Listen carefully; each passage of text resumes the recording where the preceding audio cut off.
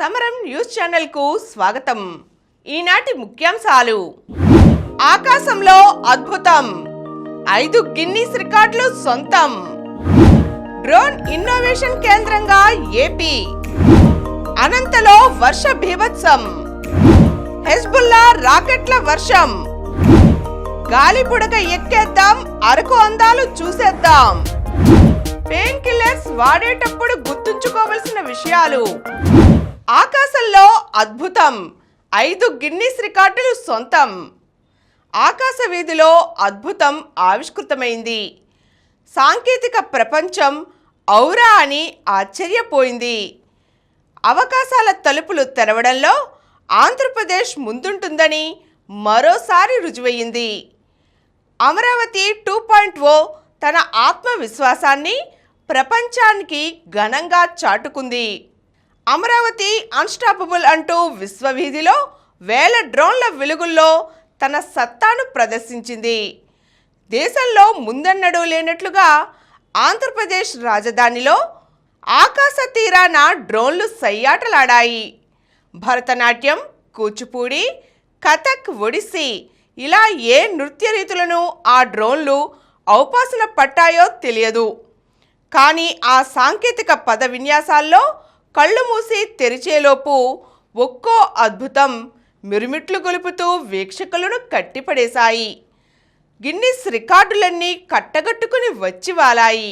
డ్రోన్లతో అతిపెద్ద planet formation, అతిపెద్ద ల్యాండ్ మార్క్, అతిపెద్ద విమానం రూపకల్పన, అతిపెద్ద భారత జెండా, అతిపెద్ద ఏరియల్ లోగో ఫార్మేషన్ విభాగాలలో ఈ ప్రదర్శనకు 5 గిన్నీస్ రికార్డులు దక్కాయి. వేదిక మీదే వాటిని ముఖ్యమంత్రి చంద్రబాబు, పౌర విమానయాన శాఖ మంత్రి రామ్మోహన్ నాయుడు స్వీకరించారు. అనంతరం లేజర్ షో, బాణాసంచా ప్రదర్శనలు ఆహుతులను ఆకట్టుకున్నాయి. రాష్ట్రంలో కొత్త ప్రభుత్వం ఏర్పడిన తరువాత అంతర్జాతీయ స్థాయి సదస్సు ప్రదర్శన ఇది. ఢిల్లీ వెలుపల ఈ స్థాయిలో ప్రదర్శన నిర్వహించడం ఇదే తొలిసారి. ఇంతవరకు అతిపెద్ద డ్రోన్ల ప్రదర్శన ఇదే. డ్రోన్ ఇన్నోవేషన్ కేంద్రంగా ఏపీ. డ్రోన్ హబ్ అభివృద్ధి కోసం కర్నూలు జిల్లా ఓర్వకల్లులో 300 ఎకరాలు కేటాయించనున్నట్లుగా ముఖ్యమంత్రి చంద్రబాబు తెలియజేశారు. అందులో అత్యుత్తమ మౌలిక సదుపాయాలు కల్పించి తయారీ, సాంకేతిక ఆవిష్కరణలు, పరిశోధనలకు ప్రధాన కేంద్రంగా తీర్చిదిద్దుతామని అన్నారు. ఇదే హబ్లోనే డ్రోన్ల సర్టిఫికేషన్ ఏజెన్సీ పెట్టాలని కేంద్ర ప్రభుత్వాన్ని కోరారు.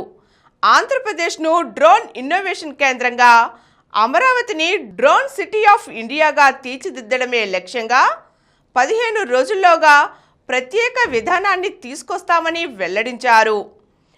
అవసరమైన సూచనలు, సలహాలు ఇవ్వాలని సదస్సుకు హాజరైన పారిశ్రామికవేత్తలు, నిపుణులను కోరారు.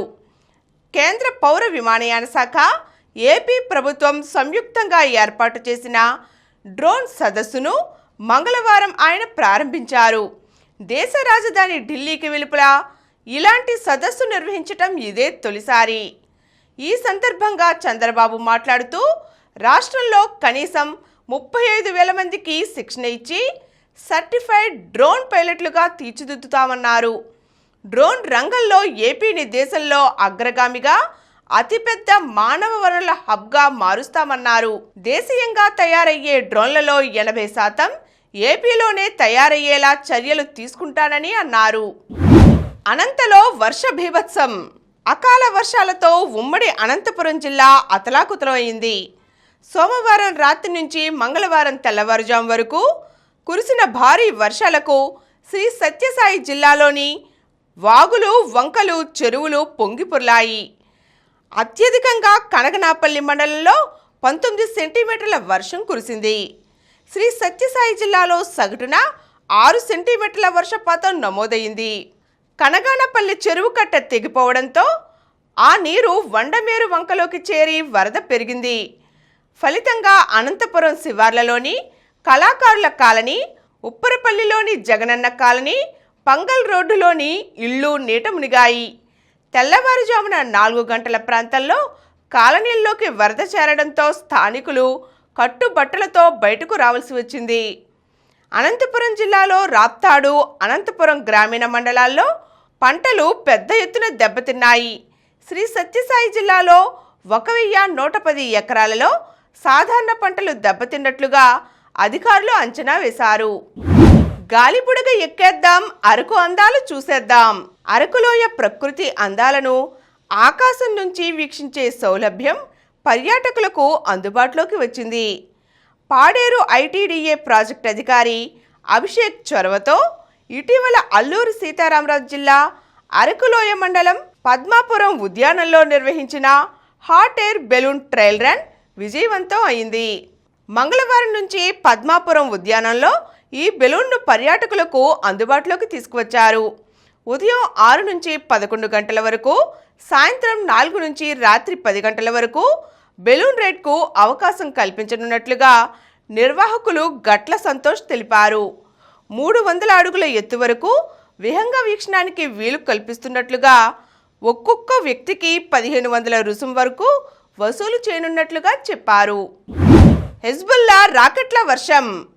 ఇజ్రాయెల్ మధ్య ప్రాంతంపై హెజ్బుల్లా మంగళవారం రాకెట్లతో విరుచుకుపడింది. వాటిని ఇజ్రాయెల్ అడ్డుకుంది. ఒక రాకెట్ నిర్మానుష్య ప్రాంతంపై పడింది. ఈ దాడుల్లో ఒక రిజర్విస్ట్ సైనికుడు మృతి చెందాడు. దాడుల నేపథ్యంలో 10 లక్షల మంది ఇజ్రాయేలీలు సురక్షిత బంకర్లలో తలదాచుకున్నారు. విమాన సేవలకు కొంత అంతరాయం కలిగింది. మరోవైపు సోమవారం రాత్రి ఇజ్రాయెల్ జరిపిన దాడిలో 13 మంది లెబనాన్ వాసులు మరణించారు, పలువురు గాయపడ్డారు. హెజ్బుల్లా మంగళవారం ఇజ్రాయెల్లోని జనసమర్థ ప్రాంతాలపై రాకెట్ దాడులు చేసింది. అయితే ఎటువంటి నష్టం జరగలేదని ఇజ్రాయెల్ సైన్యం వెల్లడించింది. పెయిన్ కిల్లర్స్ వాడేటప్పుడు గుర్తుంచుకోవాల్సిన విషయాలు. నొప్పి తగ్గించే మందులతో తక్షణ ఉపశమనం దొరికే మాట నిజమే. అయితే వాటికి అలవాటు పడే ముప్పు కూడా పొంచి ఉంటుంది. కొన్ని నొప్పి నివారణ మందులు కాలేయం, మూత్రపిండాలు మొదలైన అంతర్గత అవయవాల మీద ప్రభావం చూపిస్తాయి. అప్పటికే ఆ అవయవాల్లో సమస్యలున్న వాళ్లకు పెయిన్ కిల్లర్స్ మరింత చేటు చేస్తాయి. గుండె జబ్బులు, మధుమేహం, అధిక రక్తపోటు లాంటి పైబడే వయసుతో కూడిన ఇతరత్ర ఆరోగ్య సమస్యలు ఉంటే ప్రధాన అంతర్గత అవయవాలు అప్పటికే కొంత మేరకు దెబ్బతిని ఉంటాయి. కాబట్టి ఈ కోవకు చెందిన వాళ్ళు ఎన్ఎస్ఐడి పెయిన్ కిల్లర్స్ను వాడుకుంటే నష్టం రెండింతలు అవుతుంది. నొప్పి తగ్గడంతో కలిగే ఉపశమనానికి అలవాటు పడిపోయి నొప్పి నివారణ కోసం అవే మందుల మీద ఆధారపడుతూ వాటికి వ్యసనపరులుగా మారిపోతూ ఉంటారు. ఇంతకంటే ప్రమాదకరమైన ఇంకొక సమస్య ఏమిటంటే కొన్ని నొప్పి నివారణ మందులు కాలేయం, మూత్రపిండాలు మొదలైన అంతర్గత అవయవాల మీద ప్రభావం చూపిస్తాయి. ట్రెమడాల్ వంటి ఓపియాయిడ్ ఎనాల్జెసిక్స్ సురక్షితమైనవే అయినా వీటికి అలవాటు పడే ప్రమాదం ఉంటుంది. కొందరికి డి విటమిన్ లోపంతో నీరసం, ఒళ్ళు నొప్పులు వేధిస్తాయి. నొప్పిని తగ్గించుకోవడం కోసం పెయిన్ కిల్లర్స్ వేసుకుంటారు. నొప్పి తగ్గగానే హాయిగా అనిపిస్తుంది. అయితే అది ఆ రోజు వరకే. మరుసటి రోజు మళ్ళీ నొప్పులు వేధిస్తాయి. అప్పుడు కూడా ఉపశమనం కోసం మందులను ఆశ్రయిస్తారు. ఇలా ఆ మందులు వ్యసనంగా మారతాయి. కాబట్టి తాత్కాలికంగా 1-2 రోజుల కోసం నొప్పి తగ్గించే మందులు వాడుతున్నా తరువాత నొప్పికి మూల కారణాన్ని తెలుసుకోవడం కోసం వైద్యులను కలవవలసిందే. ఇప్పుడు కొన్ని సంక్షిప్త వార్తలు చూద్దాం. దేశీయంగా డ్రోన్ల తయారీకి ప్రోత్సాహం. 30,000 మంది మహిళలను డ్రోన్ పైలట్లుగా తీర్చిదిద్దుతాం. పౌర విమానయాన శాఖ మంత్రి రామ్మోహన్ నాయుడు వెల్లడి. శాంతి స్థాపనకు పూర్తి సహకారం. ఉక్రెయిన్ యుద్ధం ముగింపుపై మోదీ, పుతిన్తో భేటీ.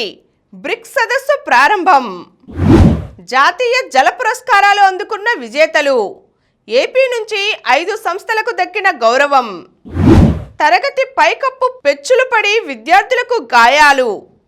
నంద్యాల జిల్లా ఆళ్లగడ్డలోని ప్రభుత్వ జూనియర్ కళాశాలలో ఓ తరగతి గది పైకప్పు పెచ్చులూడి పడి 2 విద్యార్థులు గాయపడ్డారు. గుజరాత్లో 5 ఏళ్లుగా నకిలీ కోర్టు. ఉత్తుత్తి బ్యాంకులు, పోలీసులు, ఇప్పుడు ఏకంగా కోర్టులు కూడా ఈ జాబితాలో చేరాయి.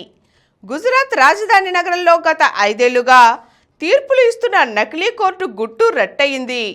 నకిలీ ట్రిబ్యునల్ ఏర్పాటు చేసి న్యాయమూర్తిగా తీర్పులు ఇచ్చిన మోరిస్ శామ్యూల్ క్రిస్టియన్కు పోలీసులు అరెస్ట్ చేశారు. భారత్కు గట్టి దెబ్బ.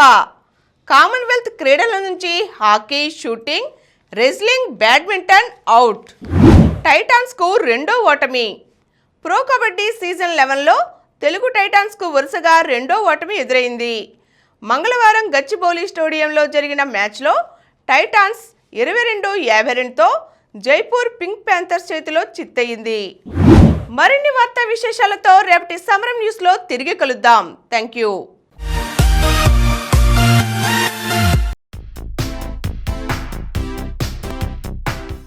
ప్రతిరోజు వార్తా విశేషాల కోసం అనతి కాలంలోనే 20 కోట్ల వ్యూస్ సాధించిన సమరం ఛానల్ సమర్పించు సమరం న్యూస్ ఛానల్కు సబ్స్క్రైబ్ చేయండి, లైక్ చేయండి, మీ ఫ్రెండ్స్కి షేర్ చేయండి. అలాగే ప్రక్కనున్న గంట సింబల్ని ప్రెస్ చేయడం మర్చిపోకండి.